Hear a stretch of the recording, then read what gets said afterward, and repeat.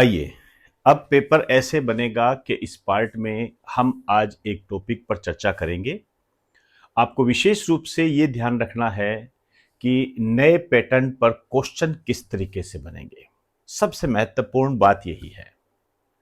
आप जानते हो कि जो नया पैटर्न है वो हमारी नई सोच की डिमांड करता है। उसी को लेकर हम बढ़ेंगे। उपभोक्ता मूल्य सूचकांक का नया आधार वर्ष 2024। ये इतना इंपॉर्टेंट क्वेश्चन है कि आप सोच भी नहीं सकते। ये जरूर आएगा, लेकिन इससे पहले आपको ये जानना पड़ेगा कि उपभोक्ता मूल्य सूचकांक क्या होता है, सीपीआई क्या होता है, कंज्यूमर प्राइस इंडेक्स। एक तो ये महंगाई के बारे में बताता है। एक तरीके से आप ये कह सकते हो कि मुद्रास्फीति को मापने का तरीका है इन्फ्लेशन। आप जानते हो इन्फ्लेशन महत्वपूर्ण बात होती है। ये इसको परसेंटेज में व्यक्त किया जाता है। इसको मापने से संबंधित है। ये बहुत सारी तरीके और भी होते हैं, जैसे डब्ल्यूपीआई भी होता है, होलसेल प्राइस इंडेक्स होता है। अब इन्होंने क्या किया है कि इसका नया आधार वर्ष बनाया है।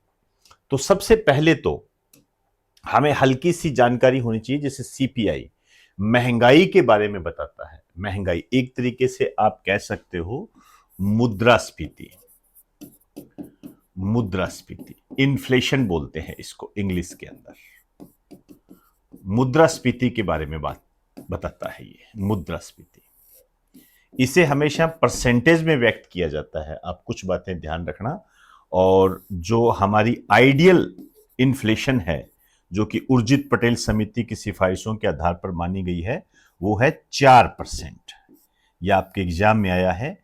इसमें ज्यादा से ज्यादा आप प्लस माइनस 2 कर सकते हो। उदार मुद्रास्फीति और कठोर मुद्रास्फीति, इस रूप में आप इसको देख सकते हो। एक तरीके से मौद्रिक नीति, मॉनेटरी पॉलिसी, महंगाई को कंट्रोल करने का तरीका होता है। ये आप ये कह सकते हो कि हमारा ये जो 4% है, ये मौद्रिक नीति, मॉनेटरी पॉलिसी के संबंध में है। ये मुद्रास्फीति की दर। क्लियर? तो 2024 है उपभोक्ता मूल्य सूचकांक का नया आधार वर्ष। इससे पहले 2012 था, ये भी आपने ध्यान में रखना है। इसको जारी कौन करता है? ये आपके विशिष्ट प्रकार के क्वेश्चन होते हैं। मिनिस्ट्री का पता होना चाहिए। मिनिस्ट्री कौन सी है? MOSPI, ministry of statistics and programme implementation. और इसका भी एक विभाग है NSO। NSO बिल्कुल न्यू पैटर्न पर इसी तरीके से क्वेश्चन बनता है। ये नेशनल स्टैटिस्टिक्स ऑफिस, राष्ट्रीय सांख्यिकी कार्यालय, ये इसको जारी करता है। ये पता होना चाहिए आपको। अब देखिए, आधार वर्ष के आधार पर हमने इसमें विशेष रूप से यदि अपने देखें तो कुछ पॉइंट्स आपको एग्जाम की दृष्टि से ध्यान रखने हैं। जैसे क्या खास बात है? खाद्य व पेय पदार्थों का भारांश। भारांश मतलब वेटेज 45.86% से घटाकर 36.75% कर दिया गया है। ये डाटा आपके एग्जाम की दृष्टि से मोस्ट इंपोर्टेंट है। आपसे इस तरीके से पूछा जाएगा कि नए आधार वर्ष के अनुसार खाद्य व पेय पदार्थों का भारांश कितना किया गया है। ठीक है ना? या कितना है? तो है 36.75%। नेक्स्ट, अब इसमें कौन कौन सी वस्तुएं हैं? ये तो बम्पर है आपके लिए, बम्पर है, ध्यान रखना। ये आपके एग्जाम में जरूर आएगा। मैंने 3 बार M लिखा है, मोस्ट टू मोस्ट इंपोर्टेंट। इसमें जो वस्तुएं शामिल की है वो 358, 358, यही याद कर लेना ये। और इससे पहले जो वस्तुएं थी वो थी 299। यहां पर देखिए किस तरीके से आपके क्वेश्चन पूछा जा सकता है। सीपीआई में कितनी वस्तुओं में वृद्धि की गई है, कितनी वस्तुएं बढ़ाई गई है, ये है एक बेहतरीन क्वेश्चन। तो 299 पहले थी जब 2012 आधार वर्ष था, और 2024 में 358, तो बढ़ी है वस्तुएं। तो यहां मैंने कुछ लिखा है कि वस्तुओं में कितनी वृद्धि की गई है, तो 358 माइनस 299, ये आपका होमवर्क है, माइनस करो और इसका आंसर लिखो। कौन कौन सी नई वस्तुएं हैं और कौन कौन सी वस्तुएं इसके अंदर हटाई गई है, ये दोनों ध्यान रखनी है। आप जानते हो कि डिजिटल का युग है ये। अब डिजिटल का युग है तो ऑनलाइन मीडिया, ऑनलाइन मीडिया ध्यान रखेंगे, अपने आप में महत्वपूर्ण है ये। आजकल यूट्यूब हो गया, फेसबुक हो गया, इंस्टाग्राम हो गया, ये सब इतने चल रहे हैं हद से ज्यादा। इसके लिए इंटरनेट की आवश्यकता होती है, तो वो अब इसके अंदर शामिल कर लिया गया है। ग्रामीण आवास हो गया, डेयरी उत्पाद हो गए, पेन ड्राइव, ये देखिए, हार्ड डिस्क, एक्सरसाइज के उपकरण मतलब जिम, क्योंकि आप जानते हो कि कोरोना के बाद में जो स्वास्थ्य के प्रति जागरूकता है वो काफी हो गई है कि अपने आप को मेंटेन रखिए। क्लियर?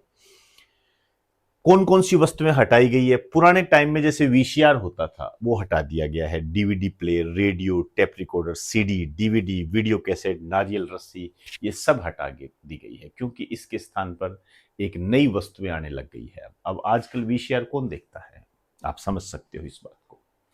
किराया, ये एक थोड़ा सा विशिष्ट प्रकार का क्वेश्चन आपके लिए बन सकता है। ग्रामीण क्षेत्र में किराया, आप जानते हो कि गांवों में किराया कम होता है, शहरों में ज्यादा होता है, 0.45% से 0.56%।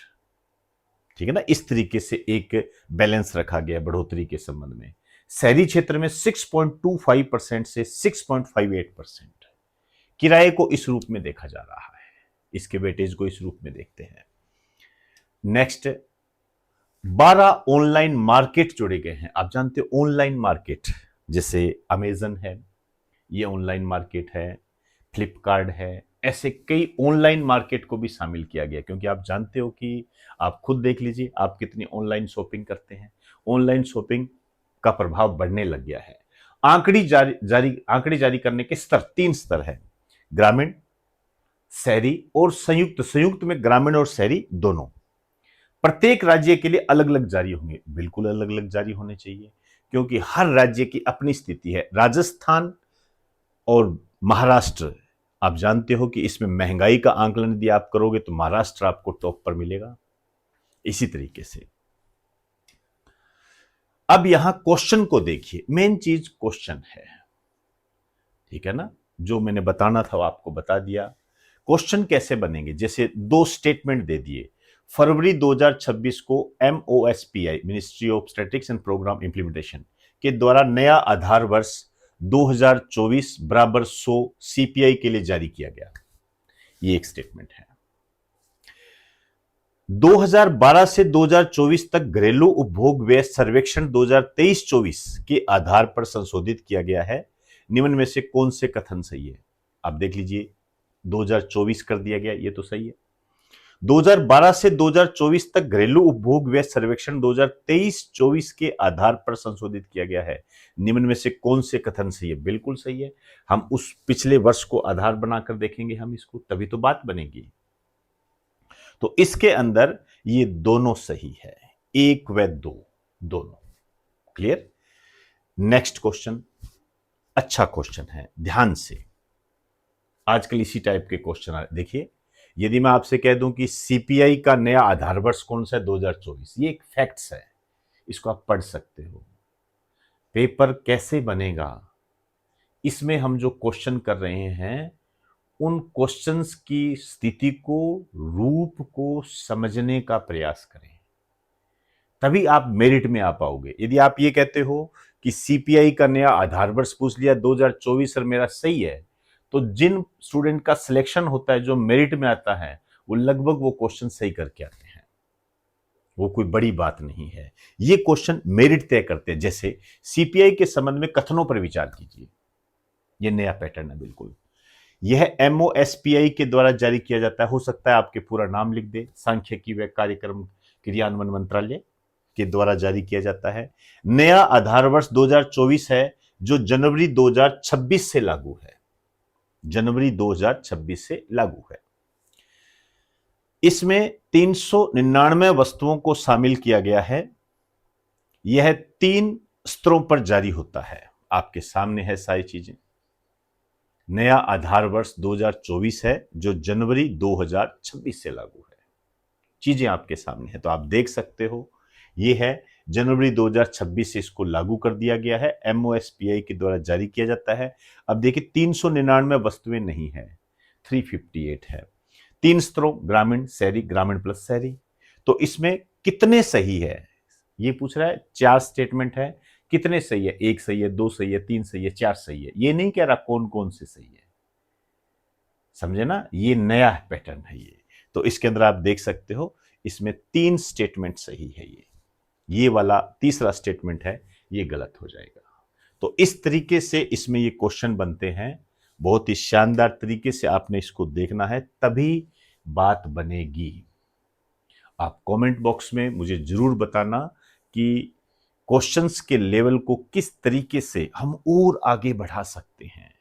आपने हो सकता है कोई ऐसा एग्जाम दिया हो जो कि मेरी नज़रों से निकल गया हो, उसमें कोई बेहतरीन क्वेश्चन हो तो कमेंट बॉक्स में उस क्वेश्चन को जरूर भेजें। नहीं तो आप संस्था के जो व्हाट्सएप नंबर है उसमें आप इसे शेयर कर सकते हो। क्लियर? तो ध्यान रखें, अब पेपर ऐसे बनेगा, ये जो सीरीज है ये आपके लिए बम्पर है, मोस्ट इंपॉर्टेंट है, इसको बिल्कुल भी नज़रअंदाज नहीं करना आपने। क्लियर?